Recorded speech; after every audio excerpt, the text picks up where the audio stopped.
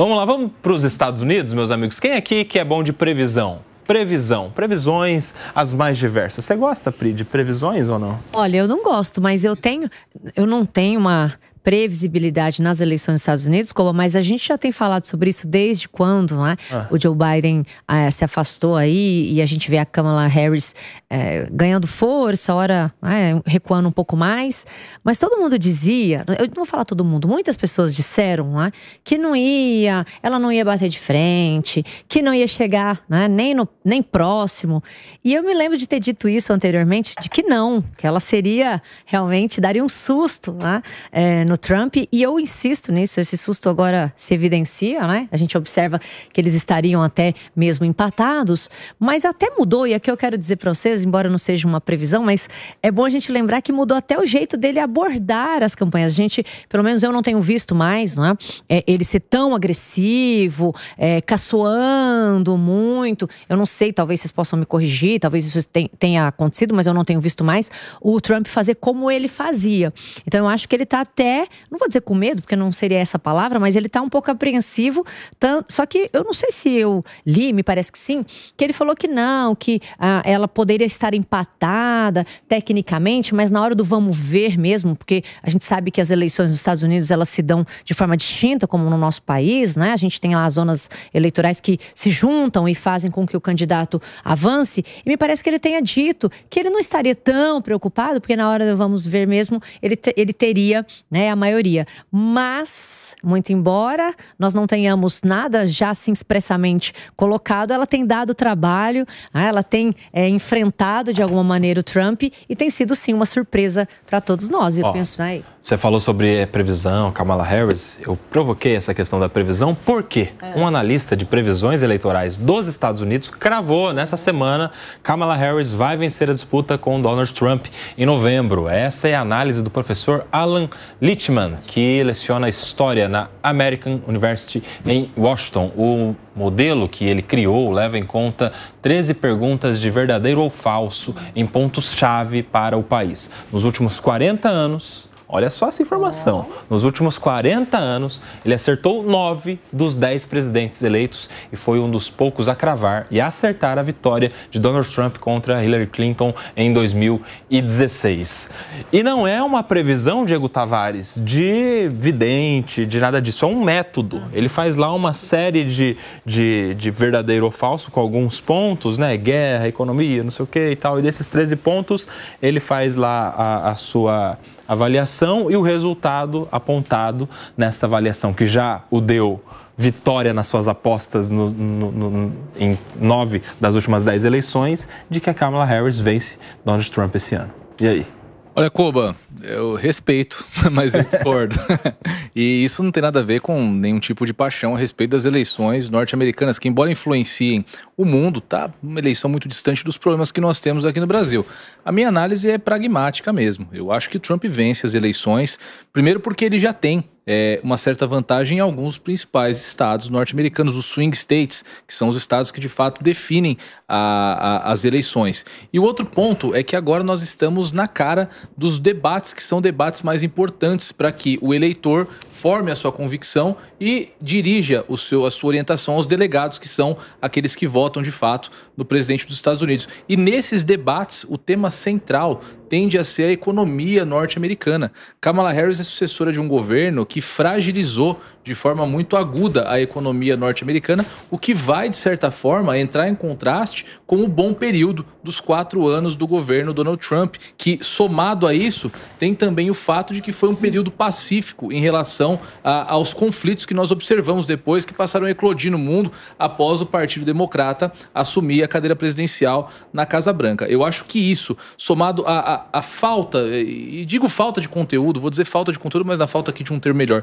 a falta de conteúdo de Kamala Harris em relação a outras pautas, as pautas que transcendem o que nós chamamos aqui das pautas de costume, eu acho que vai fazer com que o cidadão norte-americano opte por um governo que tem soluções mais pragmáticas, por um governo que seja mais propositivo. Agora, eleição é paixão, né? Nós estamos vendo aqui em São Paulo, por exemplo, um cenário eleitoral totalmente diferente daquele que nós vimos nos últimos 40 anos. O eleitor paulista, que é um eleitor de centro, um eleitor que é pragmático também, que é focado nas propostas, está optando entregar a sua intenção de voto ao Pablo Marçal, que praticamente não apresentou nenhuma proposta de campanha ainda. Se isso se repetir nos Estados Unidos, se esse pragmatismo não se repetir lá, realmente tudo pode acontecer, inclusive uma vitória de Kamala Harris. Mas deixo claro aqui que, embora o nosso vidente eleitoral americano que nós estamos aqui tenha acertado 9 dos 10 últimos presidentes, acho que dessa vez ele vai errar pela segunda vez. E você, Leandro Ferreira, você acredita nesses profetas eleitorais? Eu acredito nos modelos que são desenhados, né? Acho que é uma coisa importante, é um modelo dele, de um professor russo, né? São 13 pontos que levam em conta, inclusive, se a pessoa é envolvida em escândalos ou não, que é o caso do Donald Trump, por exemplo. É uma das fragilidades dele dentro do modelo.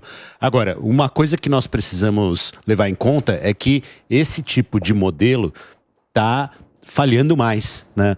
Inclusive para as eleições no Brasil. A gente vê o questionamento todo ano em relação às pesquisas eleitorais, por exemplo. Também são um modelo, né? E também falham. Então eu acho que tem uma discussão mais forte hoje nos Estados Unidos sobre se a economia é suficiente para explicar, né? Que tem a famosa frase do economia estúpido, né? Que explica as eleições nos anos 90 nos Estados Unidos, e talvez isso não seja verdade neste momento. Agora, me parece que, além do concurso da gincana em relação ao candidato que mais tem ali capacidade de influenciar o debate dos costumes, como o Diego colocou aqui, me parece que a Kamala Harris tem um compromisso com o establishment americano, um compromisso com a política democrata que é bem conhecida pelos eleitores. Então não é que a Kamala Harris não tem, né, um programa, né? É o programa que todo mundo conhece do Partido Democrata, né, que leva em conta algumas questões um pouco diferenciadas em relação aos republicanos, mas não todas também, né? A questão é que o Trump, né, além de defender esse establishment, oferece um risco ao próprio establishment, né? Então, me parece que tem sim uma ideia de que a Kamala Harris pode ser algo mais estável para o desenvolvimento da economia dos Estados Unidos, que é algo que eles têm muito cuidado lá, e não é o cuidado do eleitor, são os grandes players ali que acabam se movimentando nessa direção. Mas eu entendo também que Kamala Harris veio com tudo, né? Surpreendeu, não demorou para engrenar nas pesquisas, mas no final das contas o que vai contar é os famosos swing states, né? Os estados que mudam ou não o resultado da eleição nos Estados Unidos, a depender se o candidato conquista um maior número de eleitores. E talvez, viu, fazer aqui Vai lá. Não tem um modelo, mas vou fazer previsão. Talvez a escolha dos vices tenha sido decisiva para essa eleição, né? Porque o vice do ex-presidente Trump é um vice que ele próprio acarreta adiciona no risco, né? É uma pessoa estável, uma pessoa que tem um histórico possivelmente comprometedor, né? Enquanto que o vice da Kamala Harris está mais em contato com a política rural, o meio dos Estados Unidos, ali aquela parte do meio dos Estados Unidos, que tem um conjunto de trabalhadores que, de certa forma, se distanciou do Partido Democrata e pode voltar agora. O Diogo da Luz, você acha que o vice vai ser determinante lá nos Estados Unidos? Eu acho que não vai ser muito determinante, não. Eu acho que o vice pode tirar votos, mas acrescentar votos, não. Pode tirar se ele tiver muitos problemas. Impacta mais na rejeição do que muito mais na rejeição. Popularidade. Agora, eu acho que no fundo, essa eleição não é que a Kamala poderá ganhar ou não. É o Trump contra o Trump. Ele poderá ganhar ou ele mesmo perder.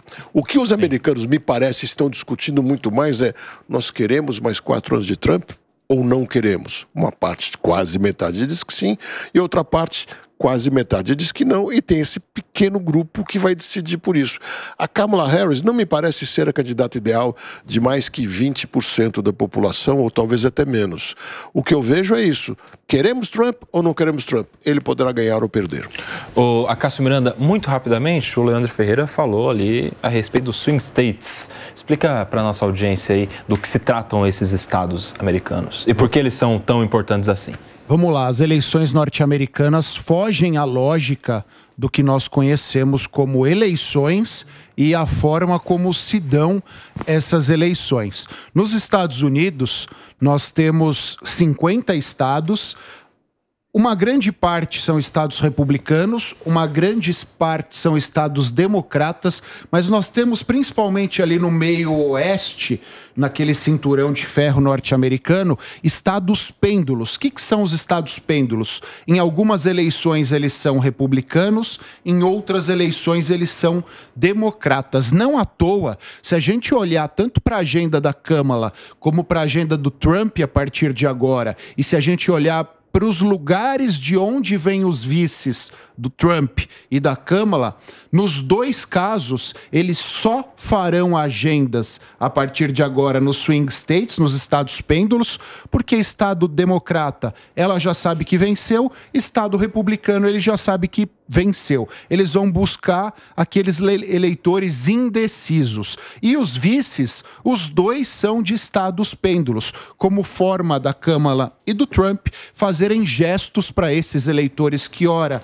estão aqui, ora, estão lá. Nas últimas eleições norte-americanas, todas elas foram decididas nos estados pêndulos. E é importante a gente lembrar que nos Estados Unidos não há o voto direto. Você não vota no Trump ou na Kamala. Você vota, aquele estado, pela maioria, escolhe os delegados e todos os votos daqueles delegados são despejados em determinado candidato. E quem tiver a maior quantidade de delegados vence as eleições, mesmo tendo tido menos votos populares. É um sistema complexo, então, por isso que os candidatos brigam pelos estados. Eu quero vencer aquele estado, mesmo que seja por uma maioria popular pequena, porque eu levo todos os delegados e, na soma, contribui para que eu vença a eleição. E a gente viu a complexidade desse sistema de eleições nos Estados Unidos impactando o resultado da eleição de Donald Trump contra Hillary Clinton, não foi, Acácio?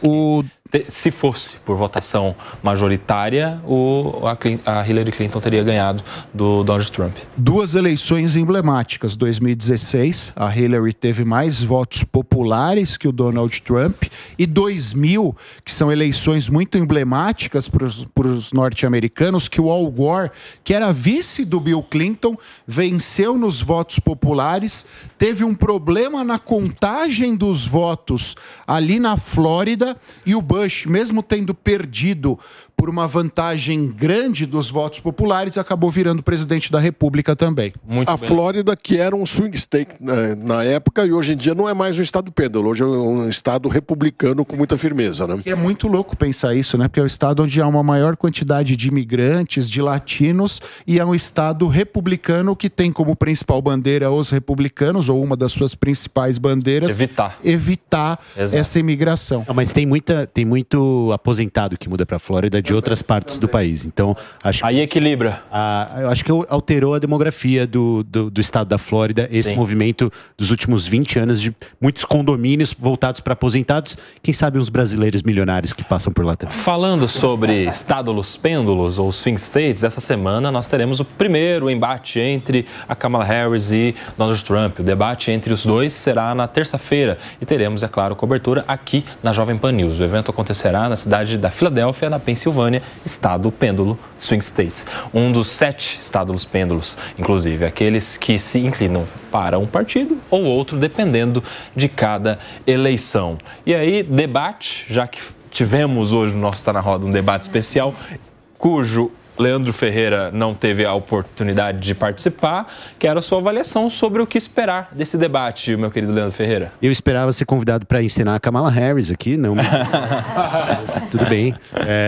Eu disse aqui sobre os vices, Diogo, inclusive porque esse primeiro debate ocorre no estado do vice da Kamala Harris, né? Então, algo que... Não. É na Pensilvânia que vai ser o debate, né?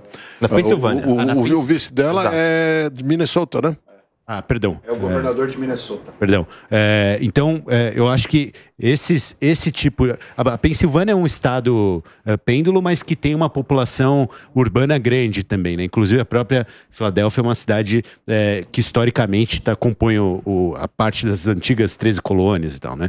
Então, eu entendo que esse debate vai dar o tom da campanha daqui para frente. Esperamos que não seja algo como tem acontecido no Brasil, né? Mas é inevitável, até pelo perfil do Donald Trump, mas também da Kamala Harris, que se esforçou muito para assumir uma posição de pessoa descolada, bacana, né?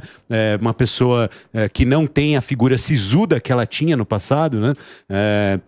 Acho que vai ser um debate bastante rebaixado, né? A tendência não me parece boa em relação a um debate de propostas. Acho que há alguns grandes temas de política internacional que vão acabar afetando ali o conteúdo, né? Ucrânia certamente é um deles, Israel e Palestina, os dois vão concordar totalmente, então por isso talvez a questão nem apareça, né? Sim. Mas tem alguns temas, tipo Ucrânia, tipo Rússia, tipo custo de vida, que vão aparecer com certeza. E aí, será um debate baixo nível também lá nos Estados Unidos, ou Priscila? Koba, esse debate vai ser um pouco mais enrolado, sabe por quê? Por causa dos requisitos que eles estão pontuando. Primeiro, me parece que eles não terão a possibilidade de falar juntamente aí aos seus assessores, né? Então já dá uma... Isso, eles vão ficar... Então vou fazer um contexto aqui da dificuldade que vai ser esse debate, porque me parece que eles já vão diretamente responder as perguntas, então eles não vão fazer considerações iniciais que são feitas, né? Grosso modo, enfim. Outra coisa que é importante, que houve uma discussão, e acho que isso ainda está sendo discutido, é a possibilidade dos microfones ficarem desligados, né? Havia aí, uma resistência, principalmente da Kamala Harris, né, da equipe dela, desses microfones ficarem ligados, principalmente por causa daquilo que a gente falou aqui há pouco, do descontrole, ou do eventual descontrole, né, do candidato aí Trump, e eu acho que a equipe queria que esses microfones ficassem ligados, um pouco diferente do que porque me parece que eles ficam realmente desligados, já era mesmo assim. Desligados quando o outro está falando, tipo isso. Os microfones desligados, e aí a equipe da Câmara sofreu, né, trazia uma resistência, querendo que eles ficassem ligados, então houve esse embate. E uma outra coisa que também é importante a gente falar, Koba, que vai influenciar, né, e eu acho que é um grande diferencial, eles não vão poder levar anotações. Então isso, eu vi hoje como, é claro que não vou ensinar a Câmara, enfim, mas é bem que eu gostaria, né, de poder fazer isso. É muito melhor que ela. Para. Mas o que eu vou perceber, que eu tô percebendo, vai ser muito difícil, porque como que eles vão levar estatísticas na cabeça, né, para poder rebater? Eu tô percebendo que esse debate pode baixar o nível no sentido de que a gente vai usar lá as questões. São todos fatores que desestabilizam emocionalmente. A falta de segurança de falar com o assessor, a falta de segurança de ter um papel na mão. Então eles vão estar mais suscetíveis a uma desestabilização emocional, desestabilização, não é? Que pode levar até, eventualmente, a uma baixaria, não sei, né? Porque se você não tem como contra-argumentar de forma estatística, olha, tantos %, porque você, é óbvio, não estou dizendo que tem que gravar, mas eu acho que o indicativo é de que eles gravem, né? Porque eles serão, na verdade, instados a fazê-lo. Eu acho que a gente vai ter uma preocupação nesse debate agora, dia 10, e é bom a gente acompanhar. Sabe que eu acho que essas regras são vantajosas para o Trump. Porque quem está no governo... Foi presidente, ele conhece a máquina por dentro, ele tem mais afinidade com a TV, com a câmera que ela, então eventual deslize, ele tem um subterfúgio, se faltar uma informação, ele é bem capaz de fazer uma gracinha, fazer uma piada ali. Ela não, ela já é mais quadrada. E quem tem que defender números, geralmente é quem está na gestão, que é o caso dela, que é a vice-presidente, né? E eu repito, Koba, o Trump tem a favor de si os principais temas que vão ser objetos desse debate. Volto a dizer a respeito da economia. Basta bater na tecla de tudo que aconteceu nos Estados Unidos durante o governo de Joe Biden, da inflação galopante, do aumento do custo de vida, do afrouxamento das regras imigratórias. O Trump tem dezenas de narrativas que independem de números para tentar, de certa forma, colocar contra a parede Kamala Harris, que aí, despida de todos esses documentos, de todas essas informações, vai encontrar suas dificuldades. Por isso eu volto a fazer a minha aposta aqui, a minha previsão, contrariando o grande Lichtman, que acertou aí vários presidentes norte-americanos, de que Trump tem grandes chances de se sagrar o vencedor dessa eleição. Muito bem, meus amigos, a gente vai continuar acompanhando terça-feira, portanto, esse debate com cobertura da Jovem Pan News, aqui o nosso time também acompanhando de perto. Você pode acompanhar aqui na terça-feira à noite a nossa cobertura sobre este importante debate na corrida eleitoral à presidência dos Estados Unidos.